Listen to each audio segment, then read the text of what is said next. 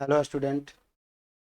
मैं ओमकार वर्मा आज फिर से एक नया वीडियो लेके आ रहा हूँ और यह वीडियो क्लास 10th का है, जिसमें क्लास 10th में मैथ में क्या क्या सिलेबस है वो मैं आज जिक्र करूँगा और साथ साथ कुछ टॉपिक्स पे भी जिक्र करने वाला हूँ।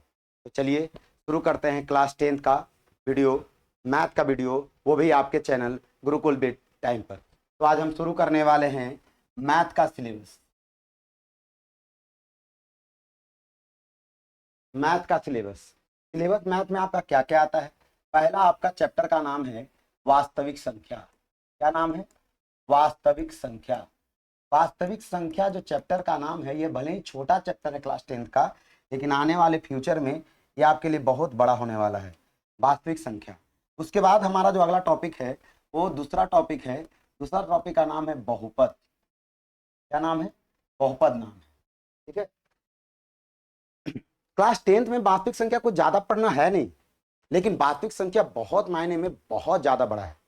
ठीक है। और इसका मायने आगे चल के आने वाले समय में बहुत आपको पता चलने वाला है जब आप अच्छे लेवल की तैयारी कीजिएगा, जैसे एसएससी, रेलवे, जिसमें वास्तविक संख्याओं का खेल बहुत जबरदस्त है। तो चलिए, वास्तविक संख्या जिसे इंग्लिश में रियल नंबर कहा जाता है, आज मैं इसका बारे में भी जिक्र करूंगा। और मेरा टॉपिक आज जो होगा क्लास 10th में, वह टॉपिक जो होगा वो ट्रिगोनोमेट्री होगा। क्योंकि ट्रिगोनोमेट्री मैं इसलिए बता रहा हूँ क्योंकि क्लास 12th वाले बच्चे जिनको मैं आज आईटीएफ का वीडियो, आईटीएफ का जो वीडियो है उसमें थोड़ा ट्रिगोनोमेट्री का जिक्र आएगा, तो उसको लेकर थोड़ा आज ट्रिगोनोमेट्री क्लास 10th का जिक्र करने वाला हूँ, ताकि वहाँ के बच्चे जब उनको आईटीएफ में थोड़ा बहुत भी प्रॉब्लम हो तो समझें कि यहाँ पे ट्रिगो का क्या काम है। ठीक है। तो बहुपद है, बहुपद को हम लोग पॉलिनोमियल बोलते हैं। बहुपद के बाद जो हमारा टॉपिक का नाम है वो है दो चर वाले रैखिक समीकरण।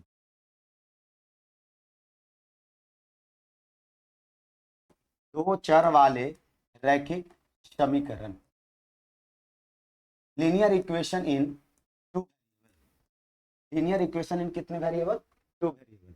ठीक है। दो चर वाले रैखिक समीकरण के बाद जो चौथा टॉपिक है वो उसका नाम है द्विघात समीकरण। द्विघात समीकरण के बाद पांचवा जो है वो है समांतर श्रेणी। सारे चीजों के बारे में आज हम जिक्र करेंगे कि कौन सा चैप्टर कैसे पढ़ा जाता है। पांचवा जो आपका होगा वो ज्योमेट्री होगा। ज्योमेट्री क्लास 10th में क्या क्या पढ़ना है वो भी देख लीजिए। पहला आपको पढ़ना है त्रिभुज के बारे में। ठीक है। त्रिभुज बोले तो ट्रायंगल से रिलेटेड, ये क्लास 9th से ही शुरू हो चुका है। जिन्हें ज्योमेट्री का ज्यादा जानकारी लेना हो वो कुछ दिन के बाद मैं एक वीडियो अपलोड करने वाला हूँ, और उस वीडियो का नाम है स्पेशल ज्योमेट्री, जिसमें सारा चीज मैं जिक्र करूंगा कि ज्योमेट्री कैसे कैसे काम करता है और क्या उसका जरूरत होता है। ज्योमेट्री का एक बेसिक नेचर है, कंस्ट्रक्शन विद डिमांड, उसका भी मैं चर्चा करने वाला हूं। तो चलिए आगे का टॉपिक जिक्र करते हैं। ज्योमेट्री में त्रिभुज है, त्रिभुज के बाद सर्कल, यानी सर्कल बोले तो वृत्त, वृत्त के बारे में पढ़ना है। वृत्त के बाद हम लोग को रचना पढ़ना है, रचना बोले तो कंस्ट्रक्शन कहा जाता है इसको। और ये सारे ये सारे जो वीडियो मैं आपको अपलोड करूंगा, मैं विश्वास दिलाता हूं, मेरे को भी विश्वास है इस बात का कि आपको ये वीडियो बहुत पसंद आएगा, क्योंकि मैं ऐसा कॉन्सेप्ट लेके आ रहा हूं आपके लिए जो आपको बहुत मजा आएगा। इसलिए वीडियो को लास्ट तक देखिएगा, और अगर अच्छा लगे तो उन सारे 10th वाले बच्चे के साथ शेयर कीजिए जिन्हें मैथ में बहुत जबरदस्त जरूरत है। क्योंकि आजकल बिहार बोर्ड के साथ हो क्या रहा है कि बस मैथ बना दिया जा रहा है, बता दिया जा रहा है, बच्चे आगे चल के 11th-12th में मैथ ले नहीं पा रहे हैं क्योंकि उनको मैथ से एक डर लग रहा है। लेकिन मैं विश्वास दिलाता हूं, अगर ये वीडियो आप देखते हैं तो पक्का आपको यह वीडियो पसंद आएगा, और आने वाले समय में आपका मैथ बहुत तगड़ा होने वाला है। तो आगे ज्योमेट्री के बाद जो हमारा है,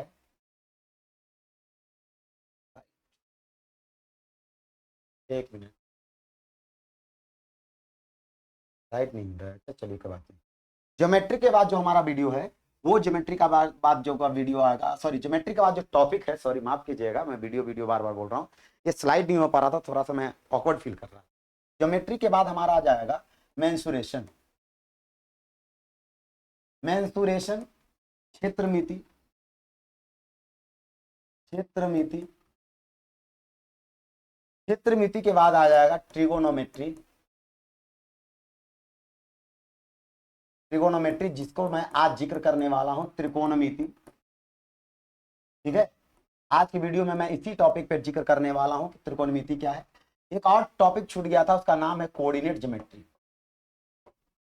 ये आपको बीच में ही पढ़ना है, बहुत बहुत इंटरेस्टेड चीज है ये, क्योंकि कोऑर्डिनेट ज्योमेट्री का मतलब तो बहुत सारे बच्चों को पता नहीं होता है, सिर्फ वो कोऑर्डिनेट ज्योमेट्री पढ़ लेते हैं। कोऑर्डिनेट ज्योमेट्री, ट्रिगोनोमेट्री, मेंसुरेशन, क्षेत्रमिति में भी आपको आयतन के बारे में भी पढ़ना है। क्षेत्रमिति में भी सिर्फ क्षेत्र का आयतन होता है, लेकिन यहाँ पे क्लास 10th में आयतन पढ़ना है। कोन हो गया, जैसे शंकु, बेलन, सिलेंडर, स्फेयर, स्फेयर के बाद हेमिस्फेयर, अर्धगोला, गोला, ये सारा टॉपिक आपके क्षेत्रमिति में पढ़ना है। ट्रिकोनोमेट्री के बाद कोऑर्डिनेट ज्योमेट्री जो है आपको बीच में ही पढ़ना रहता है, लेकिन बाय मिस्टेक में भूल गया था, कोई बात नहीं। आगे का जो है टॉपिक वो है सांख्यिकी। सांख्यिकी के बाद एक प्रायिकता है। मैं फिर से देख ले रहा हूं क्या कोई कोई टॉपिक छूटा हुआ है क्या।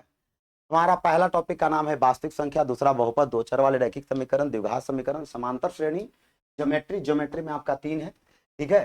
क्षेत्रमिति, ट्रिगोनोमेट्री, कोऑर्डिनेट ज्योमेट्री, सांख्यिकी, प्रायिकता। और भी कोई टॉपिक हो अगर बाई चांस छूट जाए तो आप लोग बहुत समझदार बच्चे हैं, आपको पता है वो भी वीडियो अगर छूटा होगा तो बाई चांस मेरे को लग रहा है कितना ही शायद पढ़ना है, ठीक है। तो ये हमारा सिलेबस है, और सिलेबस में मैं जिक्र करने वाला हूँ सभी के बारे में कि कैसे कैसे कौन सा टॉपिक काम करता है, और उन सारे टॉपिक के बारे में मैं आपको आज बताने वाला, ठीक है। थोड़ा सा पिछला बार ये हो रहा था कि बहुत सारे बच्चे जो मेरे को ऑफलाइन जान रहे थे वो बोले थे भैया आप थोड़ा स्लो आ रहे थे, तो थोड़ा आज मैं फास्ट हूँ। कोई बात नहीं है, अगर आपको ये वीडियो फास्ट लगे तो आप कंफर्म इस वीडियो को थोड़ा स्लो में देखिए। अगर ये वीडियो स्लो लगे तो आपके पास यूट्यूब में अवेलेबल है बटन, आप उसको स्पीड करके देख सकते हैं। तो चलिए आज का टॉपिक का स्टार्ट करते हैं और टॉपिक का जिक्र करते हैं कि क्या क्या पढ़ना है। तो सबसे पहले जो हमारा रियल नंबर है, आज हम रियल नंबर पे थोड़ा सा डेमो देना चाहते हैं कि रियल नंबर होता क्या है, ठीक है। तो रियल नंबर जब हम स्टार्ट करेंगे तो आज हम हेडिंग डाल रहे हैं रियल नंबर, ठीक है। रियल नंबर होता क्या है, तो बहुत सारे बच्चे को रियल नंबर, जैसे वास्तविक संख्या इसको कहा जाता है, इसका डेफिनेशन जो है वास्तविक संख्या, इसका डेफिनेशन वो ये बोल देते हैं कि परिमेय और अपरिमेय संख्याओं के समुच्चय को वास्तविक संख्या कहा जाता है। इससे बचिए, बिल्कुल बचिए, क्योंकि हर घर में पहले पिताजी आते हैं, उसके बाद उनका बेटा आता है। वास्तविक संख्या सभी का पिताजी है, अर्थात बाप है। तो पहले वास्तविक संख्याओं को असली जनरेट परिभाषा दीजिए, और इन परिभाषाओं से बिल्कुल बचने की जरूरत है, नहीं तो आने वाले ऑब्जेक्टिव में कभी कभी एक ऐसा ऑब्जेक्टिव पूछ देता है कि उसमें हम लोग थोड़ा कंफर्म नहीं हो पाते हैं कि क्या हम ये डेफिनेशन दे, परिमेय और दूसरा जो है हमारा वो है अपरिमेय। ये वाले डेफिनेशन से मैं आपको बचा रहा हूं और एक नया डेफिनेशन दे रहा हूं। आपको जब भी वास्तविक संख्या का डेफिनेशन देना होगा तो कहिएगा जब किसी संख्या का वर्ग, मतलब स्क्वायर ऑफ एनी नंबर, मतलब क्या बोल रहा हूं मैं, कोई भी संख्या उठा लो और उसका वर्ग करो, कोई भी नंबर उठा लो स्क्वायर करो, अगर वो नेगेटिव नहीं दे रहा है तो समझ जाइए वो रियल नंबर है, ठीक है। अर्थात कोई भी मैंने नंबर उठाया और नंबर का मैंने किया स्क्वायर, और स्क्वायर करने के बाद वो मेरे को नेगेटिव ना मिले, तब वो संख्या जो है वास्तविक संख्या का है, ठीक है।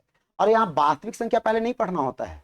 हमारा क्लास 10th भले ही वास्तविक संख्याओं को पढ़ाता है, लेकिन पहले वास्तविक संख्या से पहले भी एक कुछ है जिसका नाम है संख्या, और संख्याओं का बंटवारा किया जाता है, और बंटवारा में पाया जाता है कि संख्या 2 तरह के होते हैं, एक रियल नंबर होता है और दूसरा इमेजिनरी नंबर होता है, और रियल और इमेजिनरी को मिलाया जाता है तो कॉम्प्लेक्स नंबर बनता है, ठीक है। तो खैर ये सब बात 11th का है, मैं 11th का भी एक जबरदस्त सीरीज लेके आऊंगा आपको लोगों के लिए। बस आपको काम है कि हमारा प्यारा चैनल गुरुकुल विद टाइम को जितना से ज्यादा जरूरतमंद स्टूडेंटों के पास पहुंचाइए, और उन्हें कहिए कि एक थ्योरी के साथ, जबरदस्त कॉन्सेप्ट के साथ आपके साथ कोई एक टीचर ओंकार वर्मा, जो गुरुकुल विद टाइम पर बिल्कुल फ्री आपको पढ़ाया जा रहा है, वो भी मैथमेटिक्स, ठीक है। और भी सब्जेक्ट हैं, धीरे धीरे सारे टीचर्स आ जाएंगे। अभी सभी टीचर्स की व्यस्तता इतनी ज्यादा है कि अभी कुछ टीचर्स बोल रहे हैं कि कुछ टाइम लगेगा, लेकिन आ जाएंगे, बहुत जल्द आएंगे। और आपको एक आने के बाद एक सीरीज शुरू हो जाएगा जिसका नाम है time series, Gurukul with time series, जिसे लोग क्रैश कोर्स के नाम से जानते हैं,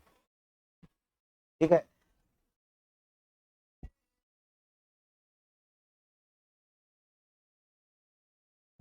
अब आगे जब हम लोग पढ़ना शुरू करते हैं तो मतलब वास्तविक संख्या का सारा डेमो इतना ही था, और भी डेमो दूंगा जब मैं वास्तविक संख्या का स्पेशल एक वीडियो लेके आऊंगा, तो पूरे 1 घंटे का वीडियो होगा जिसमें सारा चीज बताएंगे कि सम संख्या, विषम संख्या, पूर्ण संख्या, प्राकृत संख्या, odd number, even number, natural number, whole number, क्या है इसका डेफिनेशन, क्यों ये वास्तविक संख्याओं से निकला है, और क्यों हमें वास्तविक संख्या पढ़ना बहुत जरूरी है, क्यों हमें रियल नंबर पढ़ना बहुत जरूरी है, ये सारे चीजों को मैं आपको बताऊंगा, ठीक है।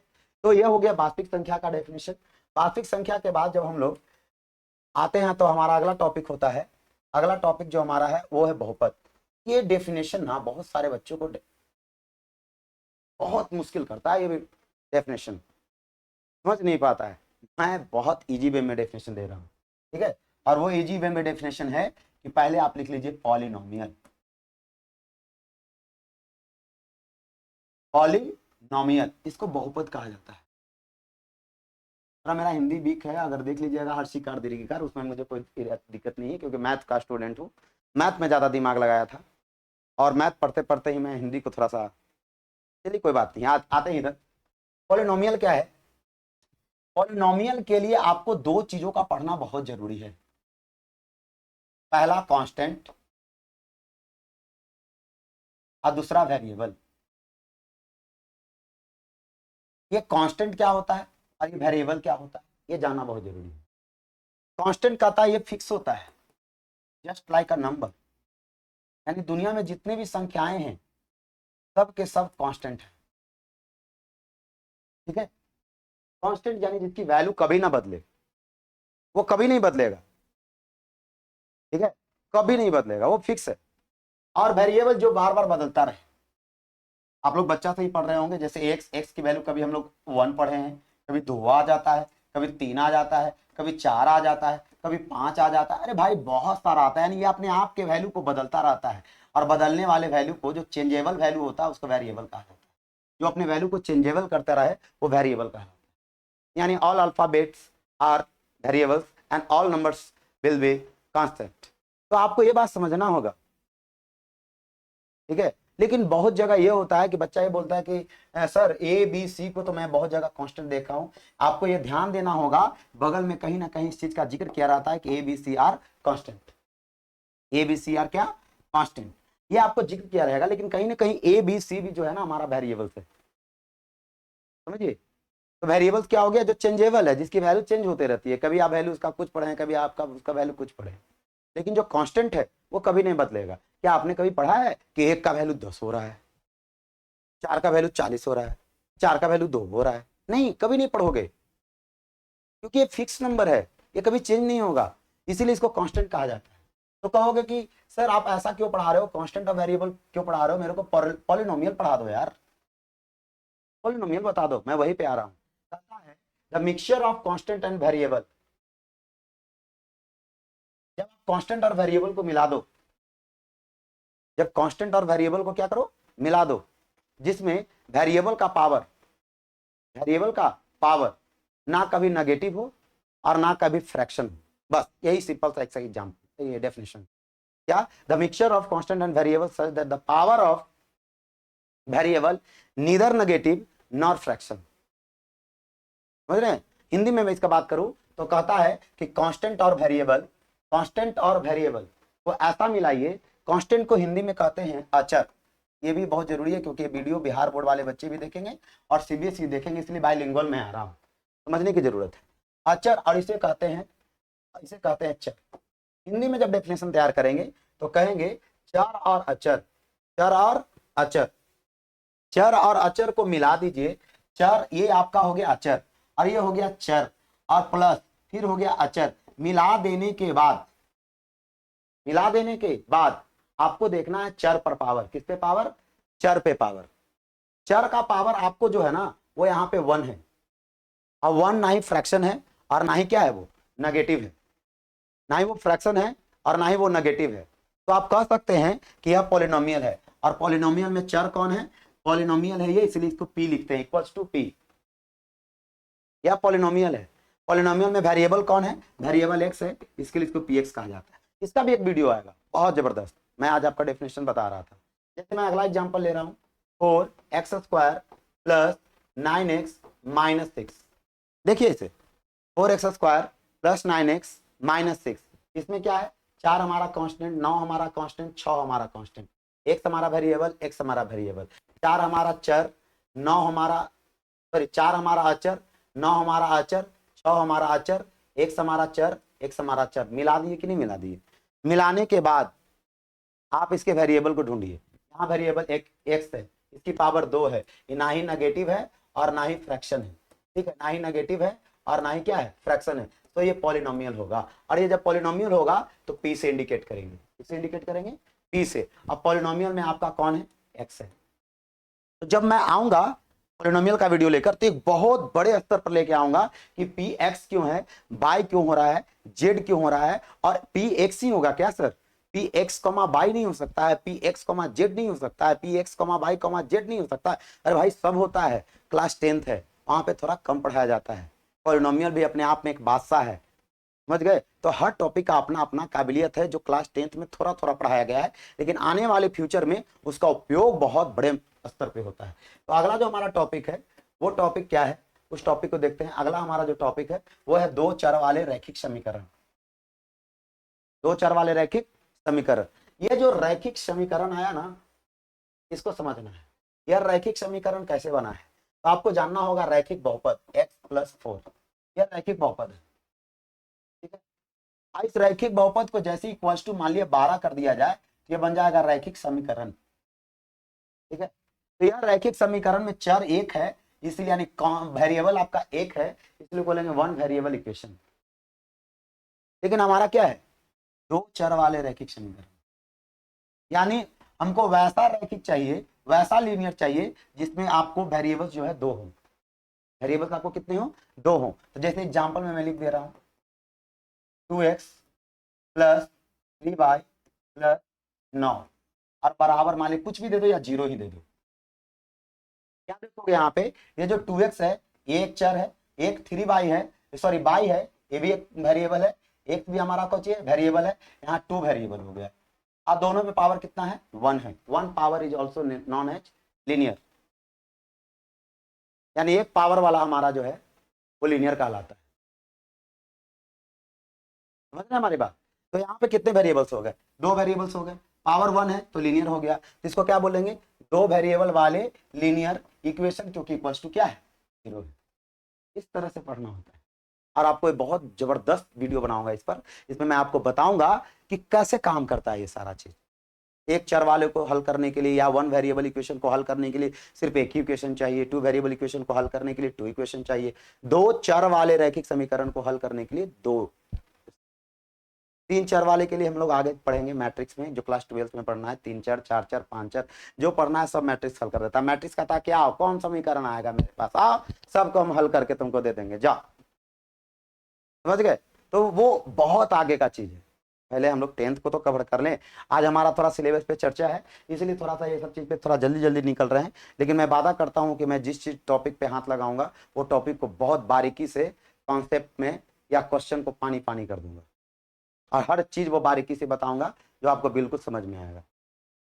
तो चलिए अगला टॉपिक हमारा क्या है, अगला हमारा समांतर श्रेणी है। इसका तो डेफिनेशन बहुत इक्वल होता है, इसको कहा जाता है समांतर श्रेणी, सीरीज का एक होता है ये, कहता है समान अंतर के साथ, अर्थमेटिक प्रोग्रेशन कहा जाता है इसे, ठीक है। कहता है समान डिफरेंस के साथ बढ़ना या घटना समांतर श्रेणी कहलाता है। जैसे मैं यहाँ पे लिख दे रहा हूँ 2, यहाँ 4, 6, 8, 10, क्या देख रहे हो यहाँ पे, यहाँ का डिफरेंस 2 है, 2 है, 2 है, 2 है, और ये बढ़ रहा है समांतर श्रेणी। अगला ज्योमेट्री है, ज्योमेट्री का जिक्र मैं उसी दिन करूंगा जिस दिन मैं ज्योमेट्री पढ़ाऊंगा। वैसे मैं बता देता हूँ, ज्योमेट्री में एक कॉन्सेप्ट बहुत अच्छा है, कंस्ट्रक्शन, कंस्ट्रक्शन ऑन डिमांड। क्या है, कंस्ट्रक्शन ऑन डिमांड है, वो मैं आपको बताऊंगा कि ज्योमेट्री में कंस्ट्रक्शन क्यों होता है, क्यों जरूरी है, ठीक है। ज्योमेट्री हमारे लाइफ का सबसे इंपॉर्टेंट चीज है। अगर आज आपका ज्योमेट्री जो मैं वीडियो बनाऊंगा ज्योमेट्री सीरीज पर, वो वीडियो पढ़ना बहुत जरूरी है। कंपटीशन सेक्शन वाले बच्चे को सबसे ज्यादा दिक्कत होता है कि ज्योमेट्री में सॉल्व कैसे किया, तो सॉल्व कैसे किया जाए ये सारा चीज मैं बताऊंगा। ज्योमेट्री में बहुत छोटा छोटा चीजों को ध्यान देना होता है। ज्योमेट्री की शुरुआत पॉइंट से की गई है, ठीक है। और कोई बच्चा बोलता है point is measurable, non measurable, तो मैं बोलता हूँ नॉन मेजरेबल, वो उस पर भी मैं चर्चा करूंगा, डिस्कस करूंगा कि point is non measurable why, क्योंकि पॉइंट इज डायमेंशनलेस, यानी बिंदु जो है ना बीमा विहीन है, शायद डायमेंशनलेस को बीमा विहीन, बीमा विहीन है, यानी इसकी कोई भुजाएं नहीं है, ना ही लंबाई है, ना ही चौड़ाई है, और ना ही ऊंचाई है या मोटाई, जो भी बोल सकते हैं। तो जब है ही नहीं तो बस वो डायमेंशनलेस है। तो वहां से हम लोग ज्योमेट्री की शुरुआत करेंगे, ज्योमेट्री वाले सीरीज पे। अगला जो हमारा टॉपिक है वो टॉपिक है मेंसुरेशन, क्षेत्रमिति। थोड़ा सा ही मैं इस पे हिंट्स करता हूँ।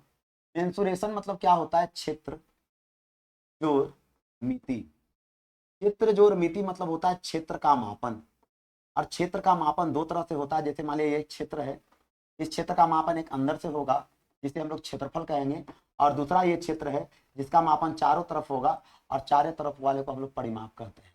और मैं उस दिन भी बताऊंगा कि परिमाप और परिधि में क्या अंतर है, सारा बात बताऊंगा मैं बहुत यूनिक वे में कि परिमाप और परिधि में क्या अंतर है। बस ध्यान से सुनते जाइएगा, क्योंकि मुझे आज टॉपिक शुरू करना है क्लास 10th वाले बच्चों के लिए, ट्रिगोनोमेट्री। अब ट्रिगोनोमेट्री पे जब शुरू करूंगा तो ट्रिगोनोमेट्री पे ही चर्चा कर लूंगा। कोऑर्डिनेट ज्योमेट्री क्या है, तो कोऑर्डिनेट ज्योमेट्री का खोज इसलिए किया गया है क्योंकि कोऑर्डिनेट ज्योमेट्री हमारे लोकेशन को अपडेट करता है। ठीक है, आप लोग गूगल मैप चलाते होंगे, गूगल मैप में देखते होंगे नॉर्थ ईस्ट इतना डिग्री नॉर्थ, इतना डिग्री साउथ, इतना डिग्री ईस्ट, इतना डिग्री वेस्ट, या गूगल मैप खोलते होंगे तो कोना में जो लिखा रहता होगा नॉर्थ साउथ ईस्ट वेस्ट, वो बहुत जरूरी है। वहां से मैं कोऑर्डिनेट ज्योमेट्री आप लोग के लिए लेके आ रहा हूँ, ताकि आपको कोऑर्डिनेट ज्योमेट्री समझ में आ जाए कि कोऑर्डिनेट ज्योमेट्री होता क्या है। कोऑर्डिनेट ज्योमेट्री होता है किसी भी पॉइंट्स के पोजीशन को एक्यूरेट बताना, कि वो पोजीशन है कहाँ पे, वो स्थित कहाँ पे है, किसी भी बिंदु की स्थिति को बताता है कोऑर्डिनेट ज्योमेट्री। अगला हमारा सांख्यिकी है, सांख्यिकी बारे में चर्चा करेंगे और प्रायिकता के बारे में चर्चा करेंगे। तो ये हमारा सिलेबस है। वास्तविक संख्या, बहुपद, दो चार वाला रैखिक समीकरण, द्विघात समीकरण, समांतर श्रेणी, ज्योमेट्री, क्षेत्र मिति में आ जाएगा। आयतन से लेके जो भी हो पढ़ना, सारा चीज पढ़ाया जाएगा। पृष्ठीय क्षेत्रफल, आयतन, कोण, सिलेंडर, जो भी हो। आगे जो है आपका वो त्रिकोणमिति, त्रिकोणमिति, कोऑर्डिनेट ज्योमेट्री, कोऑर्डिनेट सांख्यिकी, प्रायिकता। तो चलिए शुरू करते हैं। आज का जो हमारा हेडिंग है, और वो हेडिंग है ट्रिगोनोमेट्री। आप दोनों लैंग्वेज को यूज करेंगे, हिंदी और इंग्लिश, क्योंकि ये हिंदी और इंग्लिश को यूज करेंगे ना तो अब इसको ज्यादा समझ में आ सकता है। इसको हिंदी में कहा जाता है त्रिकोणमिति। अब ये हमारा हेडिंग हो गया, त्रिकोणमिति। त्रिकोणमिति क्या है, तो त्रिकोणमिति को, जैसे ट्रिगोनोमेट्री क्या है तो स्प्लिट कीजिए, बड़ों को तोड़ दीजिए, तोड़ने के बाद आपको क्लियर हो जाएगा कि ट्रिगोनोमेट्री क्या है, फिर आप समझना शुरू कर देंगे। मैं एकदम ट्रिगोनोमेट्री को एकदम जीरो से लेके आ रहा हूं आपको लिए, आप लोगों के लिए। बस हमारे चैनल को सब्सक्राइब कीजिए, ज्यादा से ज्यादा जरूरतमंद स्टूडेंटों के पास पहुंचाइए, और उन्हें कहिए कि गुरुकुल विद टाइम में आपके एक स्पेशल टीचर जो मैथ पढ़ा रहे हैं बहुत यूनिक वे में आपके लिए लेके आ रहे हैं। क्योंकि मैं यहाँ सिर्फ क्वेश्चन डिस्कस करने नहीं आया हूँ, मैं इस बार अपने एफर्ट्स को देख रहा हूँ कि ऑनलाइन में कैसे काम करता है हमारा ये थ्योरी। और मुझे विश्वास है कि अगर ये थ्योरी आपको पसंद आएगा तो आप ज्यादा से ज्यादा बच्चों के बीच में शेयर कीजिएगा। वीडियो को अंत तक देखिएगा, मैं सारा बताऊंगा, साइन के साथ थीटा क्यों ऐड हो रहा है, कॉस के साथ थीटा क्यों ऐड हो रहा है। तो ट्रिगोनोमेट्री को जब मैं स्प्लिट करता हूं तो ये लिखाता है ट्राई जोड़ गोनो जोड़ मेट्री। और त्रिकोणमिति को जब मैं स्प्लिट करता हूं, इसका मतलब तोड़ता हूं संधि विच्छेद, जिसको कहा जाता है त्रि जोड़ कोण जोड़ मिति। दोनों में जबरदस्त चीज है, छिपा हुआ है, वो मैं आज बताऊंगा। त्रिकोणमिति दिख रहा है, थोड़ा सा बड़ा लिखना पड़ेगा। त्रिकोणमिति क्या है, ये ट्राइगोनोमेट्री क्या है। ट्राई मतलब होता है थ्री, गोनो मतलब होता है साइड, मेट्री मतलब होता है मेजरमेंट।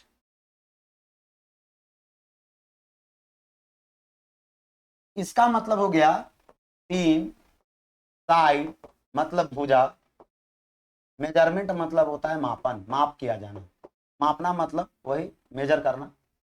ये बोल रहा है इंग्लिश वाला तीन भुजा का मापन, तो हिंदी वाला क्या बोलेगा।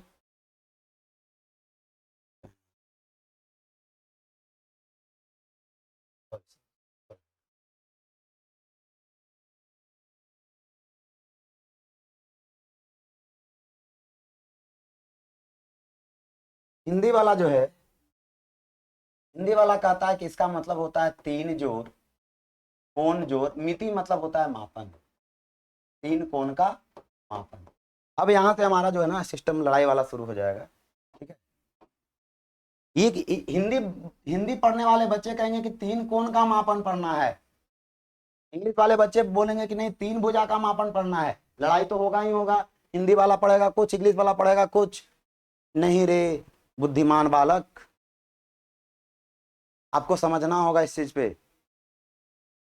ये कहता है कि इंग्लिश में पढ़ा गया तीन को भुजा को मेजर करना है, और हिंदी में पढ़ा गया तीन कोण को मेजर करना है। नहीं, मैं दोनों को मिला देता हूं, और तीन भुजा तीन कोण कहाँ मिलता है? त्रिभुज में। तो कहा जाता है किसी त्रिभुज के अंदर, किसी त्रिभुज के अंदर या किसी त्रिभुज में या किसी ट्रायंगल में भुजा और कोण, साइड और एंगल के बीच संबंध बताने वाला त्रिकोणमिति है। मतलब ये त्रिभुज है कि नहीं? इस त्रिभुज का नाम है ए, बी और इसका नाम है सी। इसमें भुजा हो गया पहला, ये आपका भुजा है, ये आपका भुजा, ये आपका भुजा है। अंदर आपका कोण है कि नहीं है? तो कहता है इन्हीं कोणों और भुजाओं के बीच संबंध बताने वाला त्रिकोणमिति कहलाता है। तो यहाँ पे क्वेश्चन उठना तय हो जाता है, क्या त्रिकोणमिति सिर्फ त्रिभुज में पढ़ना है? नहीं, इस चीज को समझने के लिए आपको पॉलीगन समझना होगा। क्या समझना होगा? पॉलीगन समझना होगा।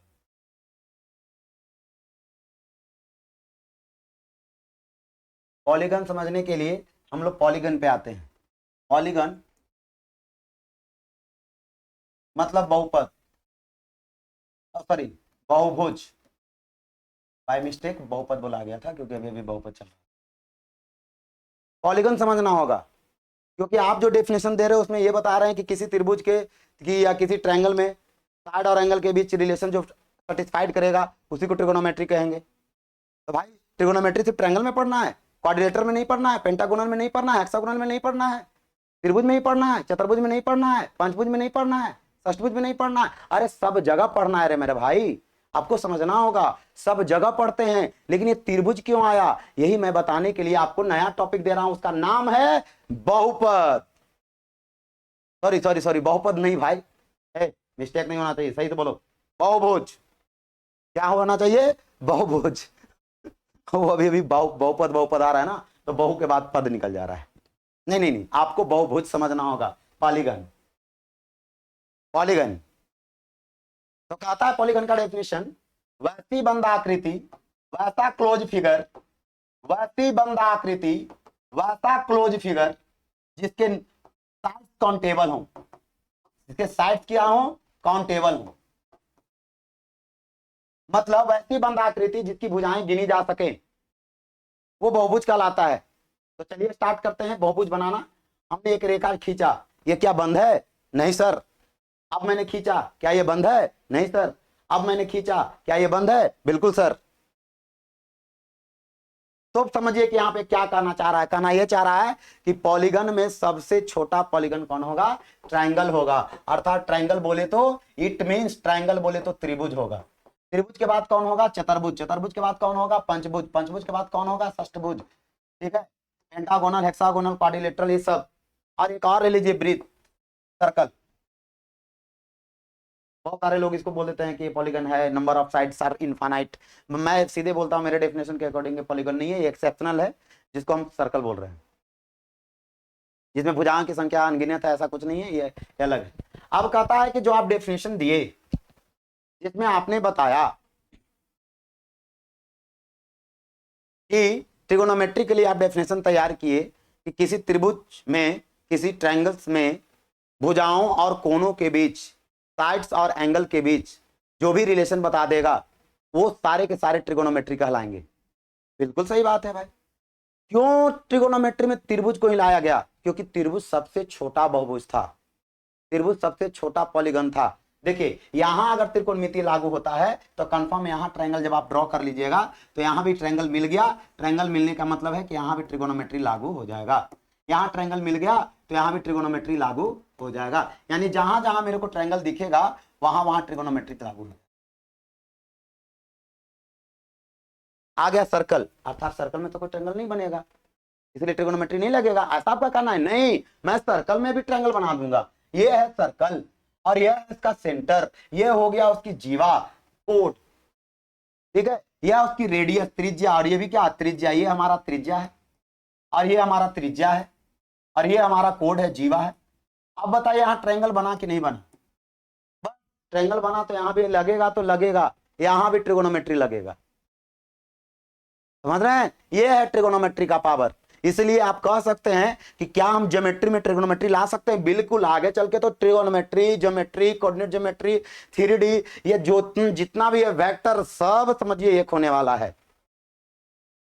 बशर्ते उसको मिलाने का कॉन्सेप्ट होना चाहिए। मैंने बनाया है आपके लिए, आपका भाई ओंकार वर्मा, गुरुकुल विद टाइम, समझ रहे हैं, यूट्यूब चैनल जिसे लोगों तक पहुंचाना काम है। आप एक वीडियो जो मैं आपको ट्रिगोनोमेट्री में ला रहा हूं कि कैसे कैसे ट्रिगोनोमेट्री आया है। तो चलिए इधर आइए। अभी जो ट्रिगोनोमेट्री है, इस ट्रिगोनोमेट्री में ये कहा जा रहा है तीन साइड तीन कोण, ये तो समझ गया कि त्रिभुज हो गया भाई। यानी हाँ, ट्रिगोनोमेट्री की शुरुआत जो है ना वो त्रिभुज से की गई है। ट्रिगोनोमेट्री सिर्फ त्रिभुज में पढ़ना नहीं है, ट्रिगोनोमेट्री की शुरुआत त्रिभुज से की गई है। समझ रहे हैं, किसकी शुरुआत? ट्रिगोनोमेट्री की शुरुआत त्रिभुज से की गई है। पढ़ना त्रिभुज में, क्वाड्रिलेटरल में यानी चतुर्भुज में भी, सर्कल में भी, पेंटागोनल जितने भी पॉलीगन हैं सब में पढ़ना है। लेकिन शुरुआत कहां से किया गया है? हाँ, ट्रायंगल। कहां से किया गया है? ट्रायंगल से किया गया है। क्यों किया गया है? क्योंकि ट्रायंगल सबसे छोटा बहुभुज है। और हम जानते हैं कि घर में अगर 7-8 गो भाई है कोई, और सबसे छोटका भाई सब एक ही घुस जाएगा। क्या है? परमिशन है भाई, छोटका है वो, ठीक है ना। वही चलते दुलड़ुआ है त्रिभुज, परमिशन है, सबके घर में घुसेगा। सबके घर में घुसेगा तो अपन छाव लक्षण देखेबे करेगा, छोटका भाई दुलड़ुआ भाई, छोटका त्रिभुज सबका त्रिभुज, यानी चतुर्भुजों में जाके बना लेगा अपना घर। क्या कि हम छोटे भाई हैं, हम रहना आवेदन में, लेकिन बड़का भाई तो नहीं जाएगा, बोलेगा कि हमको तो लाइसेंस लेना पड़ेगा भाई, खो खो खो खो खो करे पड़ेगा। ये हमारा सिस्टम है, अब तो समझ रहे हैं। तो मैं धीरे धीरे सारा चीज पे आऊंगा। और जब ये मैं जान गया तो एक विद्वान बालक, अब मेरी स्टोरी सुनिएगा। एक विद्वान बालक बोला कि ट्रिगोनोमेट्री, तब हम त्रिभुज के पास जाएं और पूछे जाके कि कैसे चलते हो भाई, जरा हमको भी बताओ। तो कहा हाँ हाँ जाओ। ट्रिगोनोमेट्री मने मने हंस रहा था कि जाए ना दो। जब वो बालक त्रिभुज के पास पहुंचा तो पता चला कि त्रिभुज में भी बहुत सारा त्रिभुज है, त्रिभुज में भी बहुत सारा त्रिभुज है। ट्रायंगल, ट्रायंगल में भी आपका बहुत सारा ट्रायंगल है।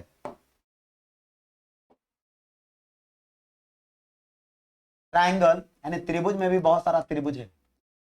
चलिए का और स्टोरी बताता हूँ। जैसे मैं किसी घर के में जाने वाला था कि कोई आदमी है, उनके कहाँ चलना है, मिलने जाना है। मैं गया, मैं भी खुद कंफ्यूज कंफ्यूज हो गया। वो बहुत बड़ा परिवार, ऐसे कितना बड़ा परिवार हो गया भाई। तो वो आदमी 2 शादी किया था। कितना शादी किया था? 2 शादी। एक एक एक वाइफ से उसके 3 बच्चे, दूसरे वाइफ से भी 3 बच्चे। समझ जाइए कि ट्रायंगल भी 2 शादी किया है। यानी ट्रायंगल का बंटवारा 2 तरफ से हो रहा है। एक बंटवारा हो रहा है एंगल के अकॉर्डिंग, और दूसरा बंटवारा हो रहा है साइड के अकॉर्डिंग। आप कह सकते हैं कि 2 शादी की।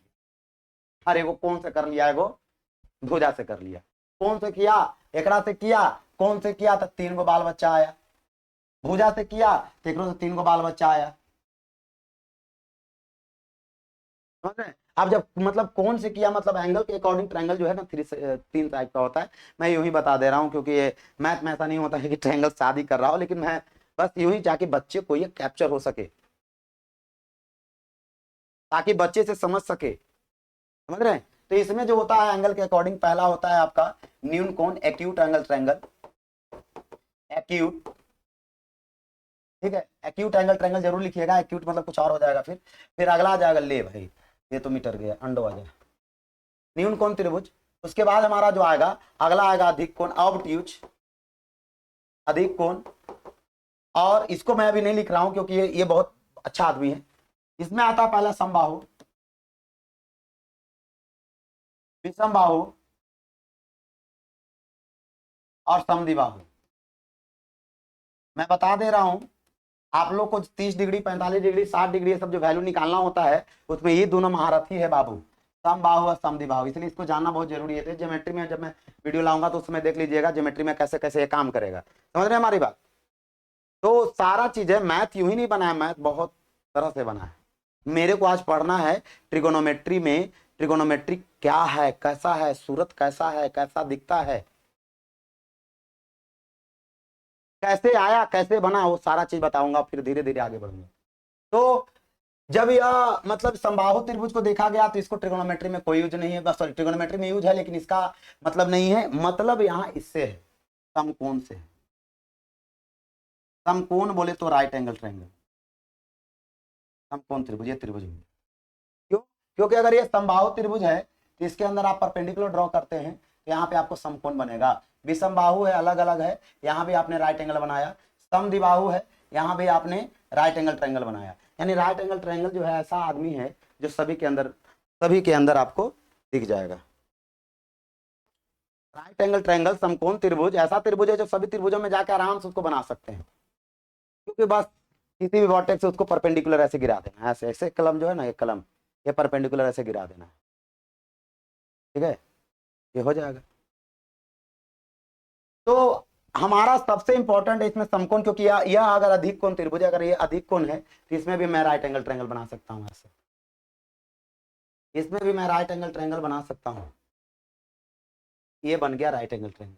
न्यून कौन है, इसमें भी मैं एक्यूट एंगल में भी राइट एंगल ट्रायंगल बना सकता हूं। यानी इन सभी ट्रायंगल में सबसे बादशाहत रखने वाला ट्रायंगल राइट एंगल ट्रायंगल है। इसलिए बच्चा में ही हम लोग राइट एंगल ट्रायंगल का शुरू करते हैं। ट्रायंगल पढ़ने के बाद सबसे पहले हम लोग राइट एंगल ट्रायंगल के बारे में जिक्र करते हैं, क्योंकि महान आदमी है ट्रायंगल में। वो एक ऐसा आदमी है जो ट्रिगोनोमेट्री को एकदम आगे पहुंचा दिया। या एकदम बिल्कुल सही बोल रहा हूं, इसे पकड़ने की जरूरत है। अभी तक ट्रिगोनोमेट्री में मुझे क ख ग घ भी नहीं आया, क्या बता रहे हैं, बस 2 मिनट में आ रहा है ट्रिगोनोमेट्री।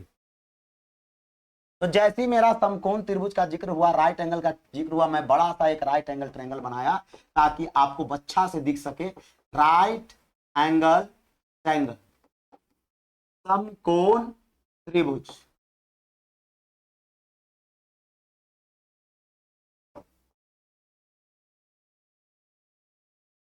इधर से कम करें। समकोण त्रिभुज, इसमें क्या होता है, इसकी परिभाषा क्या है, ये बहुत ज्यादा जरूरी है पढ़ना। तो कहता है वैसा ट्रायंगल जिसका एक कोण जो है ना वो 90 डिग्री हो, और जब भी यहाँ पे ऐसे स्क्वायर बना दीजिए आप तो 90 डिग्री लिखने की जरूरत नहीं है, वो समझ जाइएगा कि वो 90 डिग्री। आप बुक में भी देख सकते हैं, बहुत कम जगह ऐसा लिखा रहता है। एनसीईआरटी तो बिल्कुल लिखता ही नहीं है, वो सीधे ऐसे स्क्वायर बना देगा और 90 डिग्री लिखना भूल जाएगा। वो भूलता नहीं है, वो जानता है कि इसका मतलब क्या है, स्क्वायर हो गया 90 डिग्री बन गया वहां पे। तो कहता है वैसा ट्रायंगल जिसमें एक कोण 90 डिग्री हो और 90 डिग्री के सामने वाला भुजा हाइपोटेनस, बोले तो कर्ण कहलाता है। क्या कहलाता है, कर्ण। बाकी जो दो भुजा बचा, एकरे परिभाषा क्लियर नहीं हो पाया, तो हम बोल दिए क्या, बाकी दो भुजाएं, बाकी दो साइड एक दूसरे का कहता है कि लंब आधार होगा। कहता है कि हम अगर लंब हो गलू ना भाई तो हम रहेंगे आधार। अच्छा ऐसा बात है।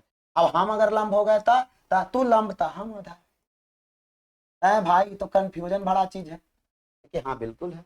कि तय कौन करेगा, तो तय करेगा देखने का नजरिया कि आप कैसे देख रहे हो। और देखने के लिए हम लोग 2 एंगल चूज करते हैं, एक एंगल ये और एक एंगल ये,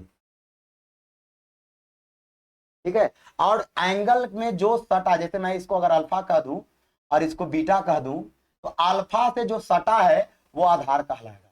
यानी ये जो आधार कह रहा है वो अल्फा के लिए कहला रहा है, और जो इससे हटा वो हमारा लंब कहलाएगा। यानी ये जो लंब होगा यह अल्फा के लिए कहलाएगा। यानी पास वाला आधार कहलाएगा और दूर वाला क्या कहलाएगा, लंब कहलाएगा। तो आप समझ जाइए, यह आधार कहलाएगा इसके लिए, अल्फा के लिए, और ये लंब कहलाएगा अल्फा के लिए। तो उसी तरह से कहेंगे आए हो तो तू बताओ सटल आदमी के आधार कह दिया तो हम अपन सटल आदमी के आधार कहेंगे। हाँ कह ना भाई कह, कोई दिक्कत है, लो आधार कह दिया, बेस उसको कह दिया। लंब को परपेंडिकुलर कहा जाता है, ठीक है, आधार को बेस कहा जाता है, हाइपोटेनस को एच कहा जाता है। हाँ कहो कोई दिक्कत नहीं है। तो बताओ हमरा से दूर ही है तो एक हम क्या कहेंगे, इसको लंब कहेंगे, एकदम कि बिल्कुल लंब कहेगा, बिल्कुल कहेगा, कोई दिक्कत नहीं है, धरल्ले से कहो कहीं गलती नहीं होगा, प्रॉमिस रहा एकदम चकाचक। तो चलिए आइए, एक चीज तो हम लोग समझ में आ गया कि राइट एंगल ट्रायंगल क्या होता है। तो राइट एंगल ट्रायंगल एक ऐसा ट्रायंगल है जिसमें एक एंगल 90 डिग्री होता है, बाकी जो 2 एंगल्स होते हैं वो एक्यूट होते हैं। मतलब ये भी न्यून कोण, यानी ये भी 90 डिग्री से छोटा होगा और ये भी 90 डिग्री से क्या होगा, छोटा होगा। ये भी 90 डिग्री से छोटा होगा और वो भी 90 डिग्री से क्या होगा, छोटा। और दोनों को अगर जोड़ दिया जाए तो 90 डिग्री होगा। ये सब आप एक कॉपी कलम उतार कर, कॉपी कलम पर आराम से धीरे धीरे मेरी बात को नोट कीजिएगा, क्योंकि बहुत कम टाइम में बहुत ज़्यादा कंटेंट देने के लिए मेरे को जल्दी जल्दी बोलकर निकलना होगा। आप अपने कलम को निकाल लीजिएगा, सामने मोबाइल रख लीजिएगा, और जब भी मैं कोई डेफिनेशन दूँ तो उस डेफिनेशन क्लिक कर दीजिएगा, उसको अच्छे से धीरे से सुन के उसको लिख लीजिएगा और सारी चीज़ों को बारीकियों से उतार लीजिएगा। मैं बता रहा हूँ आपको, बहुत फायदेमंद होगा ये चीज़। फिर राइट एंगल ट्रायंगल में परपेंडिकुलर का स्क्वायर प्लस बेस का स्क्वायर इक्वल्स टू हाइपोटेनस का स्क्वायर होता है। ठीक है, PBH कहा जाता है इसको। मतलब परपेंडिकुलर बोले तो लंब का स्क्वायर जोड़ आधार का स्क्वायर बराबर क्या होता है, कर्ण का स्क्वायर। आपको इसके लिए 3 फॉर्मूला पढ़ने का जरूरत नहीं है, आप इसी से बाकी सब काम कर सकते हैं, इसी से सारा काम हो जाएगा। आपको बाकी फॉर्मूला पढ़ने का जरूरत नहीं है, बशर्ते बनाने का तरीका होना चाहिए। समझ रहे हैं हमारी बात? तो चलिए इधर आइए, तो ये हो गया राइट एंगल ट्रायंगल। लेकिन आप ये बताओ ये ट्रिगोनोमेट्री कब आएगा? आ गया, बस आ गया, आ गया ट्रिगोनोमेट्री वाला, साइन कॉस आने वाला है। एकदम गेट पर बैठा हुआ है, बोल रहा है कि अब आ जाए। हम बोले कि नहीं, सब्र करो, थोड़ा सा लेकिन को और समझा देते। तो राइट एंगल ट्रायंगल के बारे में आपको समझ में आ गया होगा। राइट एंगल ट्रायंगल क्या है, समकोण त्रिभुज क्या है? वैसा त्रिभुज जिसका एक कोण 90 डिग्री हो और 90 डिग्री के सामने वाला